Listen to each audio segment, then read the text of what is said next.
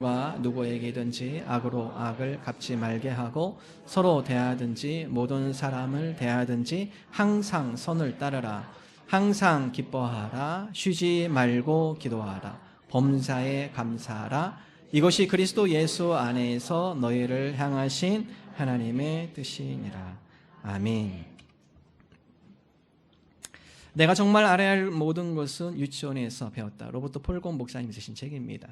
이분이 유치원 입학식에서 그 가운데 많은 부모님들을 모시고 이야기를 하는 가운데 그 내용이 너무 좋아서 책자로 발간이 되었고, 전 세계적으로 1,700만 명이 이 책을 읽었고 세계 30개국 언어로 번역이 되어졌습니다. 세계 베스트셀러 중에 하나입니다. 내용은 단순합니다. 우리가 우리 삶에서 알아야 할 모든 것들, 그런 것들은 유치원에서 이미 다 배운 것이다. 무엇이든지 나누어 가져라. 남을 때리지 말아라. 사용한 물건들은 항상 제자리에 갖다 놓아라. 내 것이 아니면 가져가지 말아라. 다른 사람을 아프게 했다면 미안하다고 먼저 가서 이야기를 해라. 여러분 다 유치원에 배운 것이죠.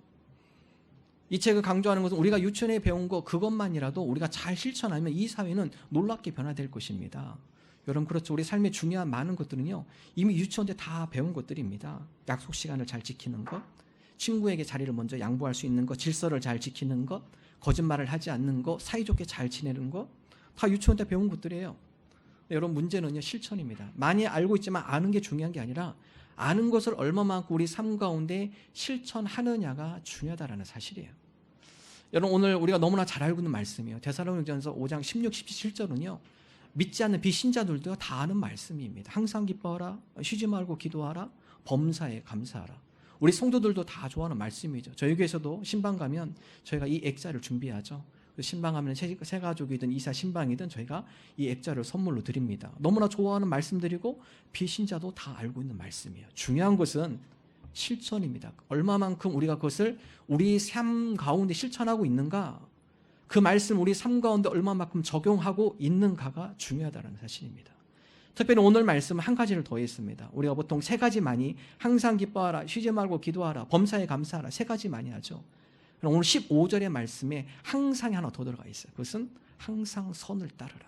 그래서 보통 우리 성도님들이 성도의 3대 실천 강목 이야기하지만 오늘은 성도의 4대, 한 가지 더 추가해서 4대 실천 강목으로 여러분과 함께 말씀을 나눕니다. 첫 번째, 항상 선을 따라 15절의 말씀 우리 함께 한 목소리 읽겠습니다. 삼가 누가 누구에게든지 악으로 악을 갚지 말게 하고 서로 대하든지 모든 사람을 대하든지 항상 선을 따르라. 자, 오늘 말씀에 보면요 누가 누구에게든지 악으로 악을 갚지 말아라 나오죠. 여러분 이 말씀은요 모세 율법입니다. 출애굽기에 보면은 모세가 이스라엘 백성들에게 율법을 제정함에 있어서 동해 보복법이라는 것을 제정을 합니다. 누군가 여러분에게 눈을 다치겠어? 그러면 그 사람은 다친 만큼 그 눈에 똑같이 상해를 해. 눈은 눈으로, 이는 이로, 손은 손으로, 발은 발로, 된 것은 되어진 것으로, 상해한 것은 상해한 것으로, 때린 것은 때림으로, 생명은 생명으로 다시 되갚을지니라. 이게 동해 보복법입니다. 그만큼 당한 만큼 그렇게 해야 한다. 모세가 이 율법을 제정한 이유는 네가 이만큼 당했으니까 똑같이 그것을 보복해라 그 의미가 아닙니다. 이 의미는 네가 상대방에게 눈에 이러한 상처를 입히면 그 사람이 너한테도 똑같이 그렇게 해야 하는 거야. 그렇기 때문에 네가 그렇게 다치면 아프잖아. 그러니까 네가 그렇게 다치면 아픈 것을 생각하면서 그에게 피해를 주지 마. 이 의미죠. 그래서 그러한 여러 가지 악행이 저지르지 않도록 그러한 율법을 제정했는데 이것이 악용되기 시작해요. 피해자들이 가해자에게 저 사람이 나의 왼손을 아프게 했는데 나는 저 사람이 아픈 것보다 더 세게 할 거야. 모세 율법에 동해 보복법이라겠어. 똑같이 하라겠으니까 내가 저 사람이 이만큼 내가 팔을 아프게 했으니까 나는 저 사람을 팔을 아프게 하되 더 세게 칠 거야. 여러분 이 동해 보복법이 오용되기 시작하고요. 그로 인해서 보복의 악순환이 계속적으로 일어나기 시작하죠. 여러분 보복은 그렇습니다. 예전에 한번 제가 곰의 비유를 통해서 말씀드렸죠. 어미곰이 새끼곰 2마리를 데리고 꿀단지를 찾아서 나무 아래 와봤는데 사냥꾼이 나무에다가 밧줄에다 큰 통나무 하나 매달았죠. 새끼들이 와서 그 콩나무 밑에 있는 꿀단지에서 꿀을 자꾸 먹는데 걸려요. 이게 큰 통나무가 자꾸 위에 있으니까 걸려요. 어미곰이 화가 나가지고 그냥 옆으로 밀어버려요. 근데 밧줄에 매달린 통나무이기 때문에 밀려나가면 어떻게 되죠? 다시 오잖아요. 다시 와가지고 새끼곰을 딱 쳐버립니다. 어미곰이 더 화나. 아니 내 새끼를 누가 쳤어? 그래서 더 세게 이걸 확 밀어버려요. 더 세게 밀려가면 어떻게 하죠? 더 세게 때리는 거예요. 이게 보복의 원리입니다. 저 사람이 날 괴롭게 해? 봐라, 내가 그보다 더 힘들게 해줄게. 그럼 그 사람이 가만히 있을까요? 그 사람은 더 큰 보복으로 그 사람에게 대항해 와요. 이게 보복의 악순환입니다. 예수님은 마태복음 5장에서 동해 보복법을 폐지하셨어요. 그래서 마태복음 5장에 보면은 산상수훈에 예수님께서 한 가지 가르치죠. 오른뺨을 때리고는 왼뺨을 대라. 오른뺨을 때리면 동해 보복은 똑같이 오른뺨을 때리는 거거든요. 근데 예수님은 그러지 말아라. 만약에 누군가가 당신 오른뺨을 쳤어? 그럼 차라리 왼뺨까지 돌려줘. 한 대 더 치라고. 칠 수 있을까요? 예, 치는 사람도 있겠죠. 예, 있겠죠. 예. 누군가 너에게 속옷을 날라가면 겉옷까지 줘라. 오리를 간다게 그럼 심리까지 가줘. 예수님은 동해 보복법에 대한 폐지를 선언하셨습니다. 다른 사람이 너에게 악함으로 나올 때 똑같이 그들과 똑같은 악한 감정으로 똑같은 악한 방법으로 대항하지 말아라. 그것이 오히려 더 악순환을 일으킨다. 오히려 악을 이기는 것은 선이다. 사도 바울이 그래서 로마서에 다음같이 얘기하죠. 누군가가 내 원수가 줄이거든 차라리 그 줄인 원수에게 먹을 걸 갖다 줘라. 내 원수가 목이 마려? 그러면 그 원수에게 마실 것을 갖다 줘. 그리함으로 네가 숯불을 그 머리 위에다 쌓아라. 사도 바울의 권면이죠. 자, 로마서 12장 20절 우리 함께 한 목소리를 읽겠습니다. 내 원수가 줄이거든 먹이고 목마르거든 마시게 하라. 그리함으로 내가 숯불을 그 머리에 쌓아 놓으리라. 원수가 줄이거든 차라리 먹을 것을 갖다 주고 목마르거든 마실 수 있도록 음료를 제공해줘. 그러면은 네가 그 숯불을 그 사람 네 원수의 머리 위에 쌓는 거야. 여러분 숯불에 가까이 가면은 여러분 얼굴이 어때요? 후끈후끈하죠. 열기가 있는 곳에 여러분 가까이 가시면 제일 먼저 달아오르는 곳이 얼굴이 뻘겋게 달아오잖아요. 숯불을 그 머리에 올려놓는다는 것은요, 그 사람은 너한테 악을 행했지만 원수이지만 네가 오히려 선을 행할 때 그 사람의 얼굴이 확 달아오를 거야. 이거는 회개죠. 회개. 잘못을 뉘우치는 거. 사람이 언제 잘못을 뉘웁니까? 예. 복수할 때는요 잘못을 뉘우치지 않아요.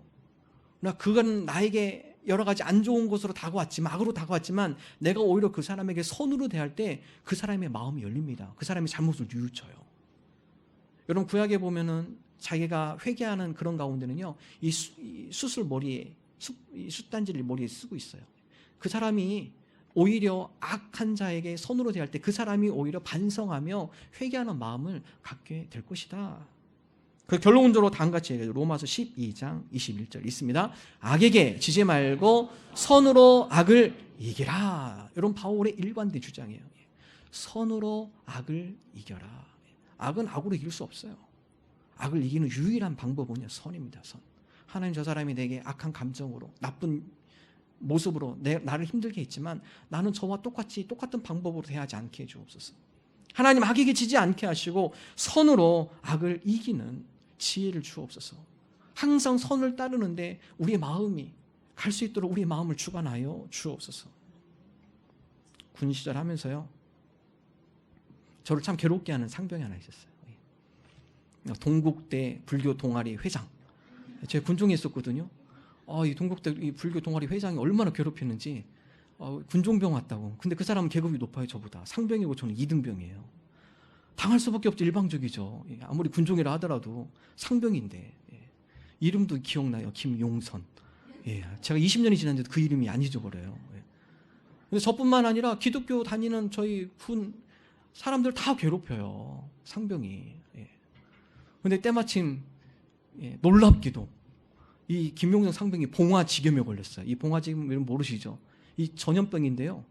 이 잡초 제거하다가 어떤 벌레에 물렸는지 다리가 막 탱탱 부었어요. 근데 이게 전염병이에요. 군대에서 제일 무서운 건요 전염병입니다. 전염병. 내무반이 70명입니다. 누구 한 명 봉화지겸에 전염병 걸렸다면요 난리 납니다. 중대장 와가지고. 왜냐하면 다 전염되잖아요. 그래서 그 사람 관물대 옷, 목포, 매트리스, 양말 전부 다 운동장 다 집어 던져요. 옷은 막 태워버립니다. 이 전염될까봐. 여러분 그 가운데서 그냥 곧바로 의무실로 그냥 쫓겨났어요. 아무것도 못 가져가고요. 의무실로 쫓겨났어요. 속으로는 참 기뻤지만 주여 주님께 이 환난에 우리를 구원해 주셔서 우리로 하여금 핍박 가운데 피할 길을 주시고. 근데 이 로마서 12장 21절 말씀이 떠오르더라고요. 기도하는데 선으로 악을 이겨라. 선으로 악을 이겨라. 며칠 지나고요. 새벽 기도 군정병 특혜 중에 하나가 새벽에 나올 수 있어요. 새벽 기도를 준비해야 하기 때문에 4시 반에 항상 교회로 와야 돼요. 그날은 4시 좀 일찍 일어나서 주변 사람들이 다 그 사람한테 안 가려고 그래요. 자기 동기들도 안 가려고 하고요. 예. 그래서 제가 우선 할 수 있는 거 가장 아무것도 못 가져갔어요. 그러니까 뭐 칫솔이 있어요. 뭐가 칫솔, 수건, 예. 그 다음에 양말, 예. 뭐 비누, 기본적으로 필요한 것들이 있잖아요. 예. 제가 챙겨가지고 새벽 4시에 의무실 몰래 들어가가지고 자는데 머리맡에 이렇게 살짝 놓고 나왔습니다. 예. 그 다음 날에는 옷이 필요하잖아요. 양말도 필요하고 속옷도 필요하고 다 필요하잖아요.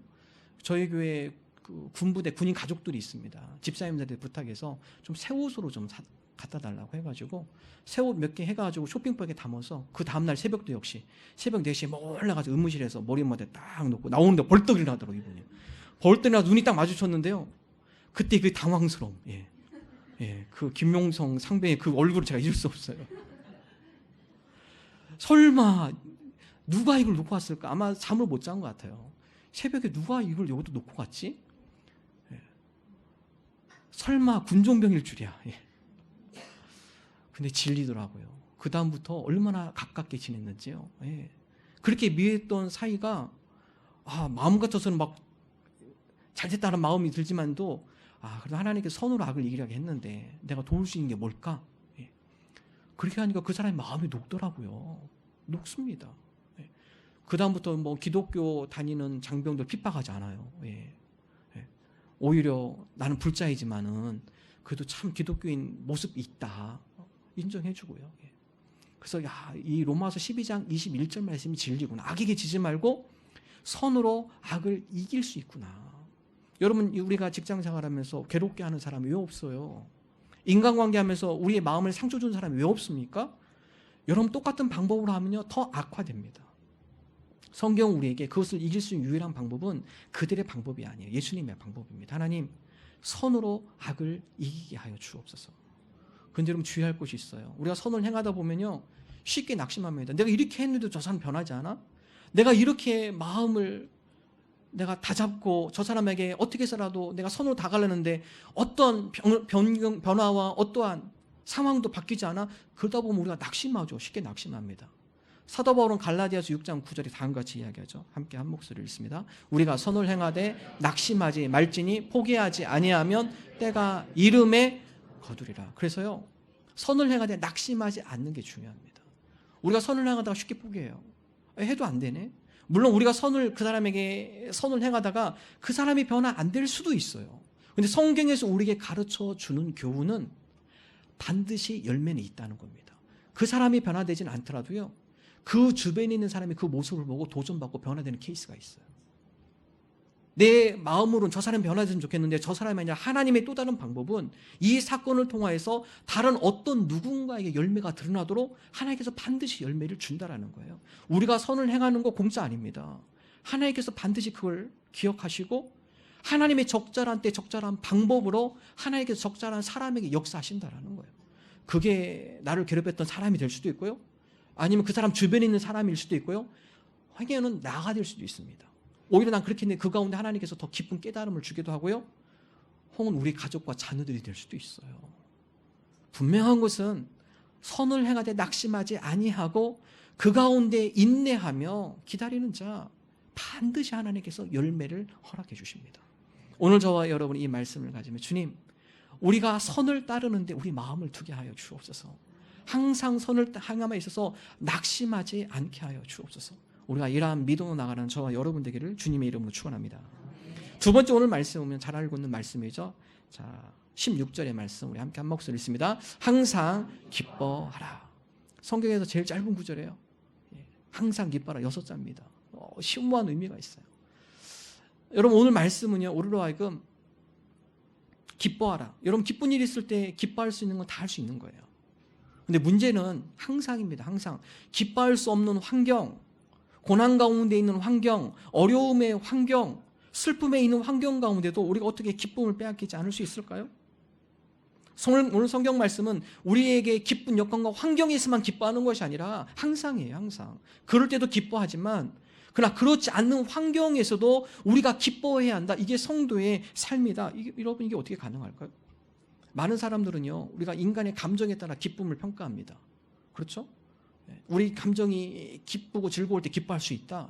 그 성경은요, 우리의 감정에 대한 기쁨이 아닙니다. 성경은 우리의 영적인 기쁨을 이야기를 하고 있어요. 환경과 여건에 감사할 수 없는 환경, 우리의 감정이 기뻐할 수 없죠. 그런 상황에서는요. 근데 성경에서 그럼에도 불구하고 기뻐할 수 있었던 것은 환경이 그렇지만 우리 영혼의 만족과 기쁨을 주시는 하나님의 은혜 가운데 우리가 기쁨을 빼앗기지 않는 거예요. 그 사도 바울은 다음같이 얘기하죠. 기쁨의 비결을 다음같이 얘기합니다. 빌립보서 4장 4절 함께 읽습니다. 주 안에서 항상 기뻐하라. 내가 다시 말하노니 기뻐하라. 기뻐하라 앞에 붙어있는 단어가 뭐죠? 주 안입니다. 주 안에서요. 항상 기뻐하라 그 앞에 붙어있는 것이요, 주 안에서 가능한 거예요. 하나님, 우리가 여건, 환경, 여러 가지 안 좋은 환경과 고난과 환난과 핍박 가운데, 우울함 가운데, 슬픔 가운데 우리가 항상 기뻐할 수는 없어요. 주님. 그러나 주님께서 주 안에 주시는 영적인 만족과 기쁨 가운데 우리가 그 환경에도 불구하고 우리의 기쁨을 빼앗기지 않을 줄로 믿습니다. 그래서 성경은 주 안에서를 강조하고 있습니다. 여러분, 사도 바울이 빌립보서 이 4장 4절을 쓴 그 상황은요, 감옥입니다. 여러분, 기쁨의 선이 빌립보서라고 얘기하죠. 여러분, 사도 바울이 감옥에 있으면서 빌립보 교회들에게 내가 지금 이러이러한 여건과 감옥의 고난과 어려움을 겪고 있다. 그럼에도 불구하고 여러분에게 그리스도의 비밀을 이야기하고 그리스도의 겸손을 이야기하고 그리스도의 놀라운 은혜를 이야기하고 그리고 그 가운데 기쁨을 누림을 여러분에게 편지를 통해서 전해드립니다. 감옥, 핍박스럽고요, 육체적으로 힘들고 어렵죠. 어떻게 사도 바울이 기뻐할 수 있었을까요? 그는 그리스도 안에서 비밀을 깨달았기 때문에 그렇습니다. 감정에 좌우되는 것이 아니라 그리스도 안에서 누리는 영적인 기쁨, 그 기쁨이 많다 보니까 환경과 여건이 힘들어도 하나님께 주시는 영적인 기쁨으로 그것을 극복해내며 이겨낼 수 있었다라는 사실입니다. 어느 고3 학생의 이야기입니다. 아버지가 의사예요. 아버지가 의사인데 아들이 의사가 되기를 바라요. 아들이 공부도 잘합니다. 의사가 될 수 있는 충분한 실력도 있어요. 대입이 얼마 안 남았습니다. 아버지와 그 부모님들은요, 다 얘가 의대를 갈 거라고 생각을 했어요. 근데 얘가 어느 날 가출을 했어요. 안 보여요. 입시도 얼마 안 남았는데 집안이 다 뒤집어졌습니다. 수소문하고 찾고 찾았는데 한 달 뒤에 찾았는데 얘가 어디서 발견했느냐, 술집 웨이터하고 있어요. 얘가요. 아버지 엄마가 불러놓고 너 도대체 무슨 일이 있었길래 왜 그래. 이 아이는요, 자기는 의대 가기 싫어요. 근데 집에서는 자꾸 의대를 가라고 압박을 해와요. 자기는 철학을 하고 싶어요. 인생의 의미와 내 속에 있는 여러 가지 공허함과 그런 것을 좀 더 깊이 생각해보고 연구하는 철학을 하고 싶은데 집에서는 반대를 해요. 한편은 자기도 철학에서 진짜 내가 뭐 먹고 살 수 있을까? 내가 차라리 경영학을 할까? 아니야, 내가 연약한데 내가 육군 사관학교를 가면은 내 쪽으로 내가 좀 더 강한 그런 남자가 되지 않을까? 이런 여러 인생의 고민과 갈등 가운데 집에서는 계속 압박하다 보니까 이 학생이 버티지 못하고 밖으로 뛰쳐나간 겁니다.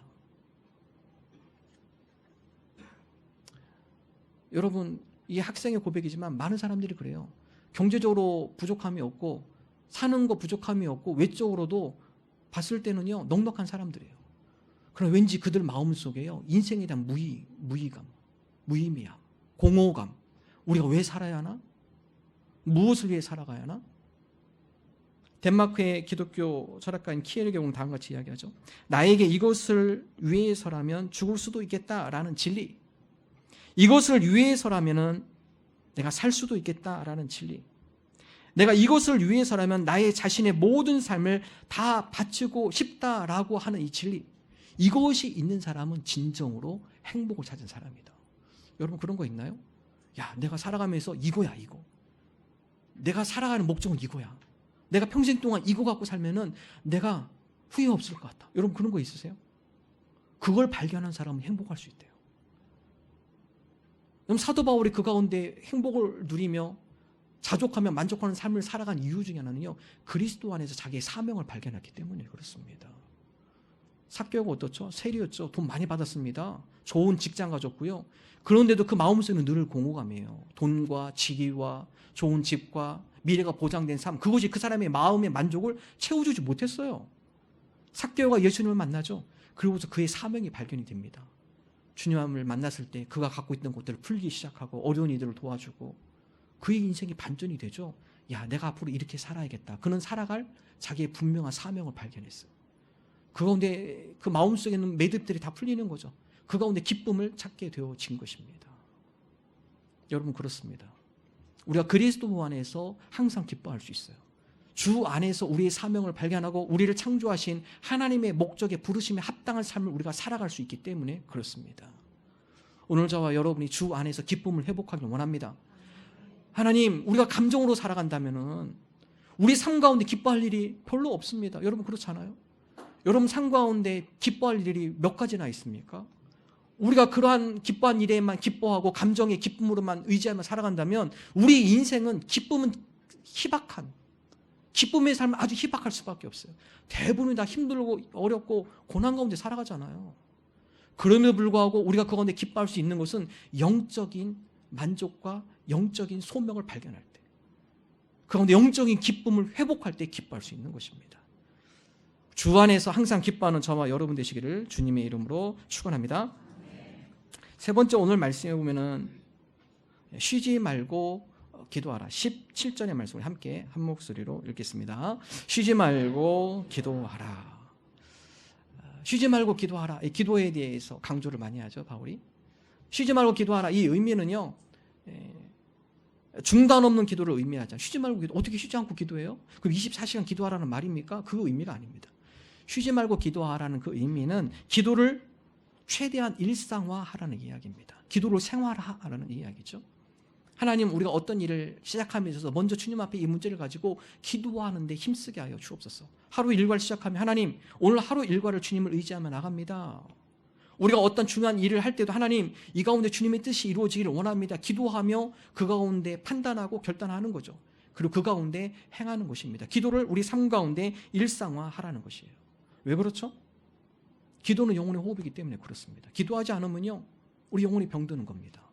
기도는 영혼의 호흡이기 때문에 우리가 호흡이 멈추면요, 우리 여러 신체 기관에 문제가 발생해요. 여러분, 기도도 마찬가지입니다. 기도가 영혼의 호흡이라고 하는데 기도가 멈추면 우리의 영혼이 병들기 시작합니다. 그래서 기도는 죄를 질식시키지만 죄는 기도를 질식시켜요. 그래서 우리가 기도하는 가운데 우리의 죄악들이 질식이 돼요. 점점 작아져요. 기도하는 가운데 우리 가운데 죄성이 점점점 사그러듭니다. 기도하지 않으면 나도 모르게 죄성이 점점 커져요. 그 예수님께서 다음같이 얘기하죠. 자, 마태복음 26장 41절 함께 읽습니다. 시험에 들지 않게 깨어 기도하라. 마음에는 원이로되 육신이 약하도다 하시고, 기도하지 않으면요, 시험에 들 수밖에 없습니다. 그래서 예수님께서 시험에 들지 않게 깨어서 기도해야 한다. 그래서 여러분, 시험 드는 사람 많은 분들의 특징은요, 기도하지 않는 거예요. 기도하지 않으면 쉽게 시험에 들어요. 작은 일에도 시험에 들고요, 작은 조그만 일에도 쉽게 넘어지고요, 상심하고요, 낙심하고요. 예수님께서 시험에 들지 않게 깨어 기도하라 말씀하고 있어요. 여러분, 우리 마음은 원인이 육신이 약하죠. 육신이 약합니다. 그래서 기도하지 않으면요, 우리 정욕과 우리의 탐욕과 욕심과 이것이 우리를 완전히 지배해버려요. 그러다 보면 우리가 나도 모르게 죄 가운데 살아가고 있고 죄에 끌려다니고 있고 죄의 노예로 살아가게 되는 것입니다. 어제 토요일에 우리 청년부 무주에서 수련회가 있어 우리 장로님하고 같이 다녀왔습니다. 아침에 갔을 때요, 무주에 비가 참 많이 왔더라고요. 비가 많이 왔는데 청년들이 거기서 래프팅을 하려고 이제 오후에 래프팅 예약을 해놨습니다. 근데 감사하게도 오후에는 날씨가 좋아졌어요. 그래서 금강에서 아주 래프팅하기 좋은 그런 물의 조절 양과 좋은 일기였어요. 래프팅을 참 재밌게 안전하게 잘 했는데요. 어제 오전에 갔을 때는 그 전날 밤에 비가 많이 와가지고요, 차를 끌고 숙소로 올라가는데 그 올라가는 숙소들 많은 옆에 좀 또랑이 있습니다. 또랑. 계곡이라고 말하기는 그렇고 조그만 또랑이에요. 근데 그 조그만 또랑도요, 비가 많이 오니까 이 물살이 밀려오는데 겁나더라고요. 얼마나 물살이 센지. 물이 없을 때는요, 또랑이 물이 쫄쫄쫄 흘러요. 그럴 때는 쉽게 건너갈 수 있잖아요. 그런데 물살이 세니까 저기서 좀 놀다가 잘못하면 그 물살에 밀려나가겠다. 물살이 그만큼 셉니다. 예전에 제가 한번 말씀을 드렸어요. 물살이 세지 않은 계곡들은 쉽게 지나갈 수 있어요. 그죠? 근데 물살이 세게 밀려오는 그런 계곡은 위험해요. 물살이 세기 때문에 그 물살에 쏠려 나갈 수 있죠. 우리가 기도하지 않으면 죄가 점점 불어나기 시작하면요, 죄의 경향성이 우리를 밀어붙여 버립니다. 나는 그렇게 하기 싫어요. 근데 죄의 경향성이 너무 강해서 나는 그렇게 하기 싫지만 그 죄의 경향성이 나도 모르게 따라가고 있다니까요. 이게 죄의 경향성의 무서움입니다. 우리가 기도하지 않을 때 죄의 경향성은 점점 확대되어지고 점점 확대되어지는 이 죄의 경향성은 거대한 물결이 되어서 우리를 침범하고 우리를 쓸어버립니다. 그래서 기도는 죄를 지식시킨다. 기도하는 가운데 죄의 경향성이 줄어드는 거예요. 점점 줄어들게 되어지는 것이죠. 그런 가운데 우리가 낙심하지 않고 시험에 빠지지 않고 육신의 정욕과 쾌락과 탐욕 가운데 우리가 시험에 들지 않습니다. 기도하는 가운데 하나님께서 우리에게 응답하실 뿐만 아니라 우리의 영혼을 강하게 하신다 말씀하시죠. 시편 138편 3절 함께 읽습니다. 내가 간구하는 날에 주께서 응답하시고 내 영혼에 힘을 주어 나를 강하게 하셨나이다. 우리가 기도할 때 하나님께서 기도의 응답뿐만 아니라 우리의 영혼을 힘을 주는 거, 우리의 영혼에 힘을 주셔요. 그래서 우리의 영혼이 강하게 해주신다. 그래서 세계적으로 영적인 거장들은요 다 기도하는 사람입니다. 기도하지 않는 사람 치고 영적 거장 없습니다. 전부 다 그들은 기도를 통해 영혼의 강한 힘을 얻은 사람들이에요. 오늘 저와 여러분이 기도를 생활하기를 원합니다. 하나님 우리 일상 가운데 모든 일에 있어서 주님 앞에 기도함으로 시작하게 하시고 기도함으로 그 가운데 주님께 주신 지혜로 감당하게 하시고 기도함으로 우리가 시험에 빠지지 않게 하여 주옵소서. 기도하는 가운데 우리 영혼에 새 힘을 불어 넣어주셔서 우리로 하여금 영적으로 강하게 하여 주옵소서. 이런 기도의 사람 되는 저와 여러분 되기를 주님의 이름으로 축원합니다. 자, 마지막 네 번째요. 자, 범사에 감사하라 말씀이죠. 18절 말씀 다 같이 함께 읽습니다. 범사에 감사하라. 이것이 그리스도 예수 안에서 너희를 향하신 하나님의 뜻이니라. 이것도 마찬가지입니다. 감사. 자녀들이 잘 되고 내가 잘 되고 직장이 잘 되고 사업이 잘 되고 감사할 수 있어요. 근데 오늘 말씀은요 범사입니다. 모든 일이에요. 내가 잘 된 환경뿐만 아니라 내 여건과 환경이 어려울지라도 내 여건과 환경이 내가 기대했던 것처럼 되지 않았을지라도 그럼에도 불구하고 감사가 있는가? 그럼에도 불구하고 하나님 앞에 감사하는가? 성경 그럼에도 불구하고 범사에 그런 일에도 하나님 앞에 감사하는 거 잊지 말아라. 우리가 힘들고 우리가 어렵고 그런 가운데서 감사거리를 찾으라는 겁니다. 범사에 감사하라. 지난 금요일에 모리타니아 섬기시는 심재원, 임재영 선교사님 부부 오셨어요. 저는 그 선교사님이 간증할 때 첫 번째 질문이 참 인상적이었습니다. 여러분 가운데 탐스럽고 열매가 잘 익은 사과 하나, 그러나 그 옆에는 정말 찌그러지고 벌레 먹는 볼품없는 사과. 하나님 앞에 어떤 걸 드리길 원하세요? 많은 분들이 다 좋은 사과잖아요. 잘 연그럽고 벌레 안 먹고 윤기가 흐르고 이걸 하나님 앞에 드리고 싶어요. 그래서 선교사님이 솔직히 얘기하더라고요. 와서. 그러나 저는 오늘 이 사과가 없고요. 다 찌그러지고 말라빠린 이 사과를 하나님 앞에 드립니다. 이분이 20년 선교했지만 선교의 열매들이 눈에 잘 보이지 않아요. 그 가운데 얼마나 실족하고 저는 하나님 앞에 하나님 저희 실패를 주님 앞에 드립니다. 선교하면서 20년 좀 넘게 선교하시면서 그 가운데 뭔가 눈에 보이는 결말이 있을 것 같고 그러지만 안 보였어요. 근데 하나님 열매 없는 이 모습도 주님 앞에 드려도 되나요? 주님께서 기뻐 받으신다라는 거예요. 금요기도하면서 그날 많은 분들이 은혜 받으셨더라고요. 아, 실패 가운데서도 하나님께서 그 실패를 기뻐 받으시는구나. 요즘 실패하게 막 대두되고 있죠. 여러분 실패했다고 해서 낙오된 인생이 아니에요. 하나님은 그 실패한 것조차도 하나님 앞에 드릴 때 하나님께서 기뻐 받으신다는 사실입니다. 우리 삶 가운데 나는 나고자라는 그런 생각을 갖고 있는 분이 계시나요? 나는 실패한 인생이라는 그런 생각을 갖고 있는 분이 계시나요? 내 인생은 비참한 인생이라는 그런 좌절된 마음을 갖고 계신 분이 계시나요? 하나님은 그 모습 있는 그대로 받기를 원하신다는 겁니다. 그걸 드릴 때 하나님께서 새로운 감사의 시선을 열어주시고 시각을 열어주시고 그 가운데 더 감사로 풍성하게 채워주신다는 말씀이에요. 우리가 감사함이 있을 때는요 자족의 마음이 필요해요. 자, 디모데전서 6장 6절 함께 한 목소리 읽습니다. 그러나 자족하는 마음이 있으면 경건은 큰 이익이 되느니라. 하나님, 우리가 기대치가 너무 높아서 늘 다른 사람과 비교하면서 나는 왜 저거 없지? 나는 왜 저렇게 못됐지? 하나님 이런 비교하는 가운데 자꾸 우리 마음속에 감사가 피폐해지고 감사가 사라지는 하나님 나의 교만을 용서하여 주옵소서. 하나님 지금까지 지내온 것, 하나님 지금까지 이곳 가운데 하나님께 베풀어 주신 거 하나님의 은혜입니다. 하나님 우리로 하여금 기대치를 너무 높이지 않게 하시고 우리에 있는 여건과 환경 가운데 자족하는 마음을 주옵소서. 여러분 자족하는 마음이 있을 때 감사가 열리는 거예요. 마지막으로 읽어볼까요? 빌립보서 4장 6절 7절 함께 읽습니다. 아무것도 염려하지 말고 다만 모든 일에 기도와 간구로 너희 구할 것을 감사함으로 하나님께 아뢰라. 그리하면 모든 지각에 뛰어난 하나님의 평강이 그리스도 예수 안에서 너희의 마음과 생각을 지키시리라. 이게 모든 일입니다. 모든 일에 구할 것 모든 것 어떻게 하라고요? 감사함으로 하나님께 아뢰라. 하나님, 우리의 삶 범사에 감사하길 원합니다. 때로는 제가 실패한 인생인다 할지라도 그 가운데 이 모든 것들도 하나님의 은혜임을 고백하며 하나님 앞에 감사로 아뢰입니다. 그럴 때 하나님께서 우리의 마음과 생각을 지켜주셔요. 오늘 저와 여러분의 감사로 풍성한 삶을 살아가는 감사의 사람 되시기를 주님의 이름으로 축원합니다.